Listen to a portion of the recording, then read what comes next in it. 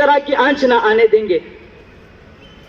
عزیزان گرامی، اگر وطن ہماری جان مانگے تو جان دیں گے، اگر وطن ہمارا مال مانگے تو مال دیں گے، اگر وطن ہماری اولاد مانگے تو اولاد دیں گے، اگر وطن ہمارا تن من دھن مانگے تو سب کچھ دیں گے، لیکن یہ نہیں ہو سکتا کہ مسلمان نبی صلی اللہ علیہ وسلم کی جاہ و جلال دیں، یہ نہیں ہو سکتا کہ مسلمان آخرت کو چھوڑ کر دنیا کو ترجیح دیں۔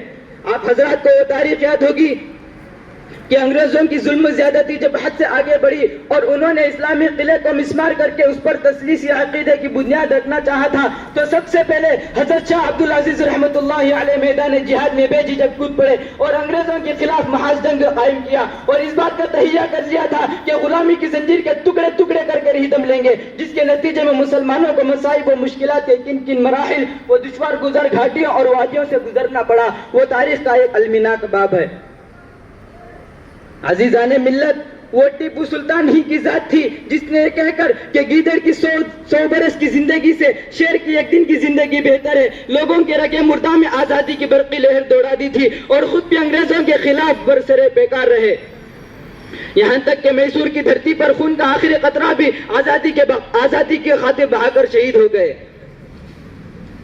بزرگ اور دوستوں، میں آپ حضرات سے پوچھتا ہوں، کیا مسلمانوں نے جنگ آزادی اس لیے لڑی تھی کہ وہ صاحب اقتدار ہو جائیں؟ کیا مسلمانوں نے اپنا خون اس لیے بہایا تھا کہ وہ حکومت کریں؟ کیا مسلمانوں نے اپنے جسم پر زخم اس لیے کھائے تھے کہ وہ حاکم بنے؟ نہیں، ہرگز نہیں، بلکہ اسلام کو برقرار رکھنے کے لیے، دین کو برقرار رکھنے کے لیے، ایمان کو برقرار رکھنے کے لیے، توحید و انسانیت کو برقرار رکھنے کے لیے، ہندوستانیوں کو غلامی کی زنجیروں سے آزاد کرانے کے لیے، ہندوستان میں امن و صلح باقی رکھنے کے لیے۔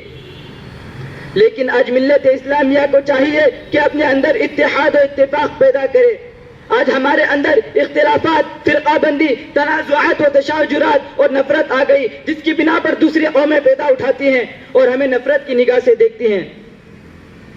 عزیزان ملت، کب تک ہم پامال ہوتے رہیں گے؟ کب تک بدنگاہی کو برداشت کرتے رہیں گے؟ کب تک مشکلات کا سامنا کرتے رہیں گے؟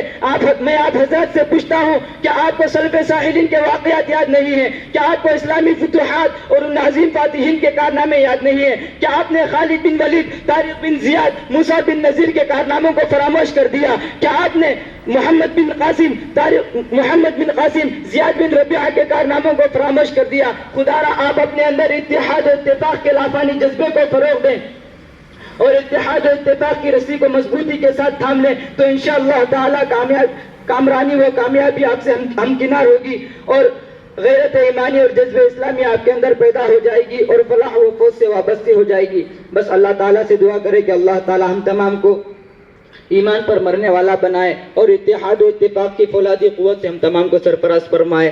آمین وما علینا الا البلاغ۔